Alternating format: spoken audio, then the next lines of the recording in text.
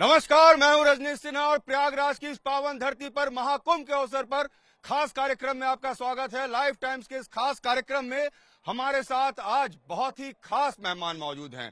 जी हां, जिन्होंने अध्यात्म का एक नया अलख दुनिया भर में जगाया है।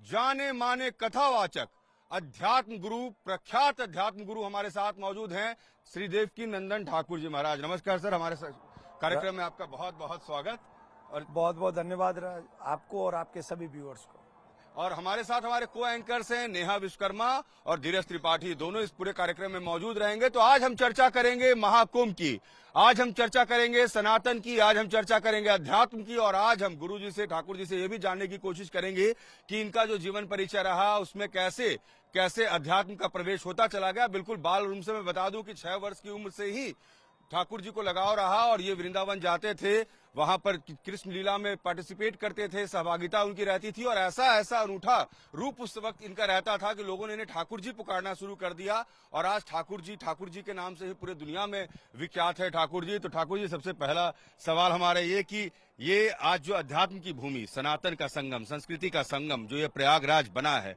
आपने जो अनुभूति की इतने दिनों में, 1 महीने का वक्त हो चला है, क्या महसूस कर रहे हैं आप? हमको ऐसा लगता है कि जो सनातन का स्वरूप है वो कुंभ में दिख रहा है। जैसे सनातन कहते हैं जो नित्य चलता रहता है, हमारे वेद का सूत्र है चरे वेति, चलते रहो चलते रहो चलते रहो। कुंभ में भी 10 तारीख से लेके आज तक 11 हो गया, 10 से लेके 11, 10 माने 10 जनवरी से 11 फरवरी कॉन्टिन्यूस हम चल रहे हैं। बीच में छोटी छोटी चीजें भी आ रही हैं, गति अवरोधक भी आ रहे हैं। इसके बावजूद भी गांव के, शहर के, विदेश के हर वो सनातनी, चाहे वो कहीं भी रहता है जी, वो सनातनी एक चीज चाहता है, पूर्णिमा से पहले एक डुबकी संगम में लग जाए। ये सुनने के बावजूद भी वहाँ ये हो रहा है, ये हो रहा है, वो हो रहा है। वो कहते कुछ भी होता रहे, लेकिन मेरी डुबकी मेरे लिए जरूरी है। बिल्कुल, बिल्कुल। और वो हर सीमा, हर बंधन, हर भय को छोड़कर आगे बढ़ रहा है। और यही सनातन है, किसी के बंधन में बंधता नहीं है, किसी के रोकने से रुकता नहीं है। वो निकल पड़ा तो निकल पड़ा। और आज देख लीजिए, जहां पे आपकी दृष्टि जाएगी वहां से मुंडई मुंड नजर आ। तो ये है सनातन, चलता रहता है, भय नहीं खाता है, आगे बढ़ता है, सबको राह दिखाता है और खुद रास्ते पे चलता है। जी ठाकुर जी, आप लगातार अध्यात्म को लेकर अपने लगातार कथावाचक के रूप में अपनी बातों को लोगों तक बढ़ा रहे हैं। सनातन संस्कृति को मजबूत करने को लेकर आपने एक बड़ी लड़ाई लड़ी और यहाँ पर एक सनातन धर्म संसद का कार्यक्रम आयोजित किया और देश दुनिया के तमाम जो बड़े संत हैं उन्हें आप एक मंच पर लेके आए, प्रस्ताव पारित किया। वो जो लड़ाई है सनातन संस्कृति को लेकर, सनातन बोर्ड को लेकर, उसे किस प्रकार से आप आगे बढ़ाएंगे?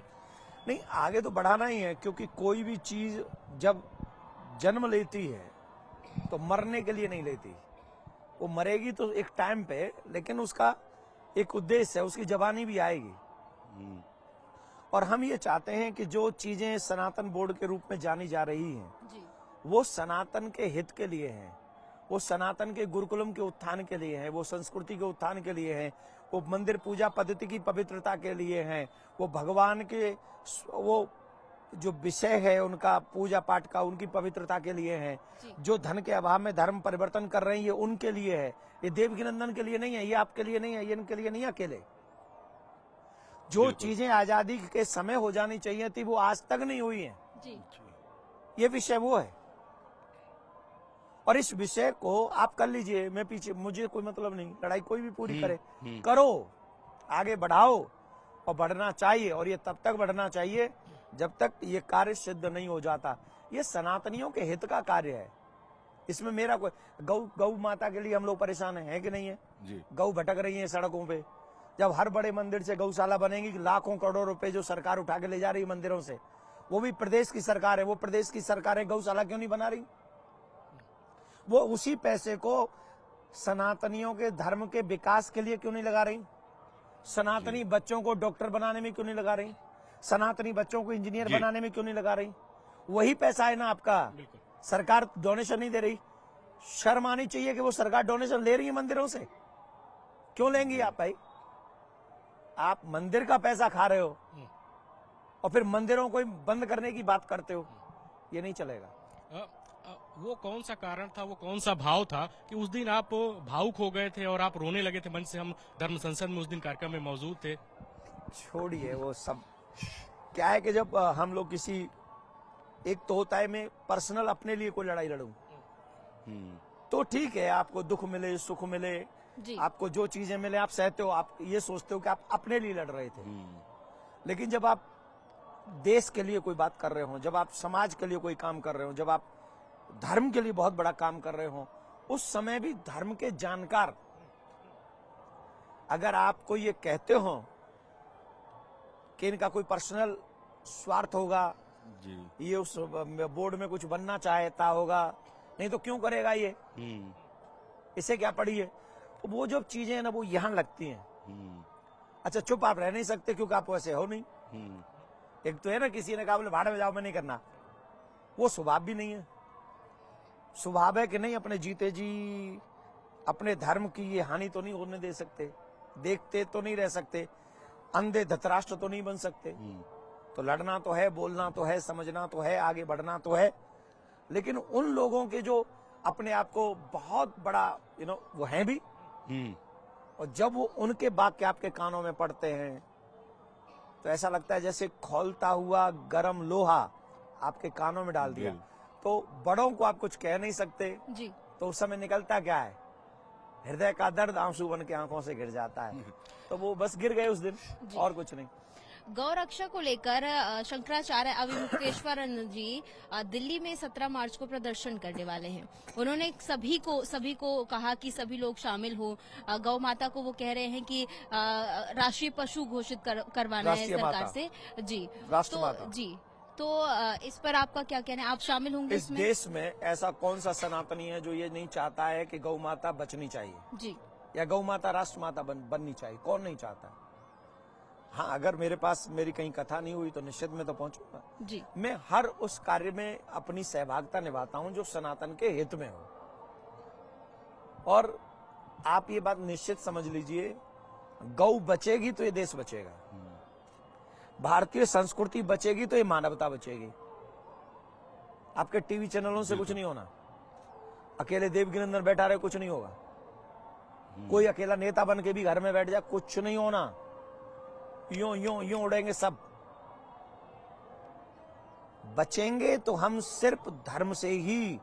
धर्मो रक्षति रक्षिता। आप धर्म की रक्षा कीजिए। आपसे बड़े लोग थे जो बहुत बड़े बड़े थे, पर वो धर्म की हत्या करते थे, नामो निशान मिट गया, एक व्यक्ति नहीं बचा पानी देने वाला। और जो धर्म की रक्षा करते थे वो बहुत छोटे छोटे थे, आज तक वो अमर है। जी। अगर आप हिंदू हो तो इस धर्म को जानो, और अगर हिंदू नहीं हो, हिंदू बनने का नाटक कर रहे हो, तो भी इसे जानने का प्रयास करो। और अगर वो भी नहीं हो तो जय राम जी की। जी। कुंभ में मैंने देखा कि बहुत ज्यादा युवा भी शामिल हुए हैं इस बार, बहुत बड़ी संख्या में। तो जितना भागीदारी अब युवाओं की देखने को मिल रही है सनातन में, आप उससे संतुष्ट हैं या फिर अभी और ज्यादा इस पर चलने की जरूरत है? युवा अगर रील के लिए आता है जी, तो मैं कहूंगा कि चलो अच्छा है, आए तो उसी बहाने आए।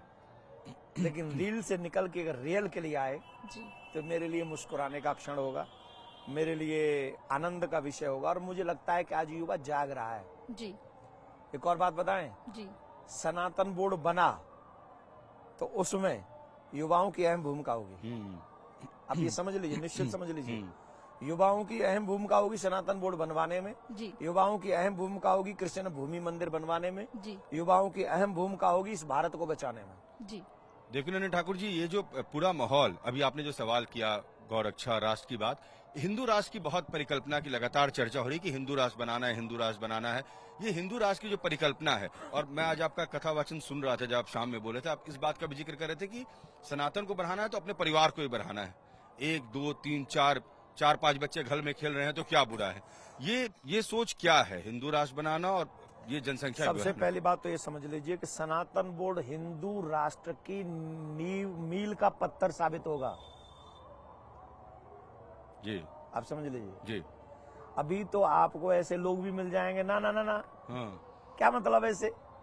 हाँ, बहुत लोगों ने इसको विरोध भी किया, कहा सनातन बोर्ड की करें। बहुत लोगों ने नहीं किया, गिने चुने लोगों ने। हाँ, मतलब जिनसे कुछ बहुत लोगों से- कह के आप हाँ, संख्या में बढ़ा रहे हो। नहीं नहीं, कुछ लोगों से जिनसे बात हुई उन लोगों ने, कुछ लोगों ने इसका समर्थन किया, कुछ लोगों ने इसका विरोध किया। मैं कह रहा हूं अगर यहाँ 40 करोड़ सनातनी, 45 करोड़ सनातनी अगर यहाँ आया है और उसे कईयों को वक्फ बोर्ड, सनातन बोर्ड का पता है, कईयों को नहीं पता नहीं पता है। और जो परिकल्पना मैं कह रहा हूं हम्म, कि सनातन बोर्ड की ये होगी, आप 45 करोड़ों को सुनाइए, आपको 1 करोड़ नहीं मिलेगा सनातनी जो मना कर दे।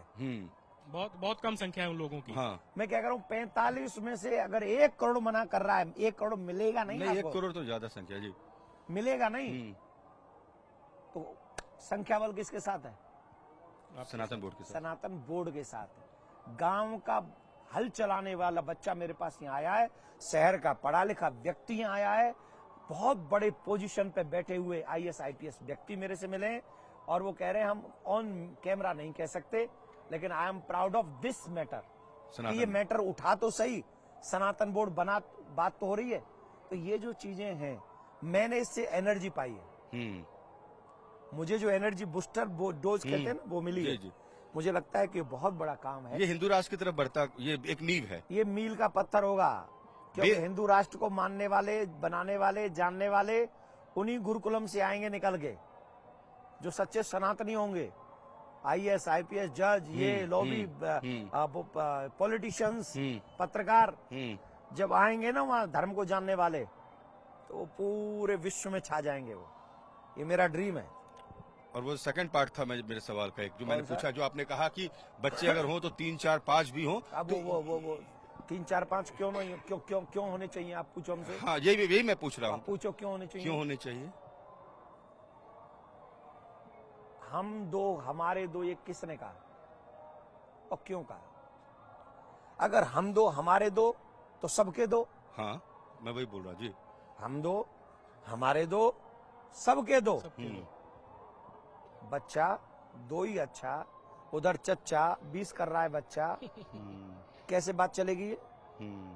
डिसबैलेंस जिस दिन होगा, मैं कह रहा हूं बराबरी पे भी आ गए, उस दिन कैमरा आपके हाथ में, ये माइक नहीं रहेगा। आप मेरी बात पे विश्वास कीजिए, मैं डरा नहीं रहा हूं। जो परिकल्पना चारों तरफ हुई है, हमारे जो घटनाएं घटी जी, हैं, जी। चाहे कश्मीर में, अफगानिस्तान में, पाकिस्तान में, बांग्लादेश में, बंगाल में, जो घटनाएं घट रही हैं चारों तरफ, उनको देखते हुए हम ये बात कह रहे हैं। और ये बात जब हम कह रहे हैं तो इसके पीछे मूल आधार है। तो इसलिए जब तक जनसंख्या नियंत्रण कानून नहीं होता, तब तक हर हिंदू को 4-5 बच्चे होने चाहिए। और ये हम डंके की चोट पे कहते हैं, किसी को हमें सजा दिलवानी हो तो दिलवा दो, आई डोंट केयर। अच्छा, ये डंकी की चोट पर है। बिल्कुल कह रहे हैं, मेरे खुद के 4 हैं, डोंट वरी। आपके कितने हैं? मेरे तो फिलहाल है? एक है। आप बहुत कंजूस आदमी हैं। महाकुंभ की धरती से आपको क्या संदेश देना चाहेंगे? सनातन को जानो, सनातन को मानो, सनातन को पहचानो, सनातन को जियो। और जिन परंपराओं में आपका जन्म हुआ उनका सम्मान करो। और जो परंपराओं में आपका जन्म हुआ, जिनका आप सम्मान कर रहे हो, उन परंपराओं को अपने बच्चों तक पहुंचा जाइए। माथे पे तिलक, गले में कंठी, हाथ में कलावा, मुख में भगवान का नाम, यही है सच्चे सनातनी की पहचान। सर पे सिखा नहीं तो समझो कुछ नहीं। हर सनातनी को सिखा रखनी चाहिए, यज्ञों पर भी धारण करना चाहिए। धर्म के विषय से धर्म को जानो। जी। अगर कोई वोट मांगने के लिए हिंदू टोपी पहन सकता है, तो मुझे बता दीजिए कोई मौलवी या मौलाना या मुस्लिम वोट मांगने के लिए तिलक क्यों नहीं लगाता? हमारे साथ देवकीनंदन ठाकुर जी मौजूद थे और बड़ी बेबाकी से इन्होंने तमाम सवालों का जवाब दिया। सनातन बोर्ड की जरूरत है, तभी हिंदू राष्ट्र बन पाएगा। हम दो, हमारे दो से काम नहीं चलेगा। अगर जनसंख्या नियंत्रण कानून बने तो सभी के लिए बने, और हिंदू राष्ट्र अगर बनाना है तो सनातनियों को एक होना होगा, एक विचार के साथ चलना होगा, एक संस्कृति में ढलना होगा। प्रयागराज की इस भूमि से फिलहाल मुझे, मेरे कैमरा पर्सन विक्रम को, संदीप और सुंदरम के साथ पीसीआर टीम से आशीष और अवनीश, और मेरे को एंकर नेहा विश्वकर्मा और धीरज त्रिपाठी, सभी को दीजिए इजाजत। नमस्कार।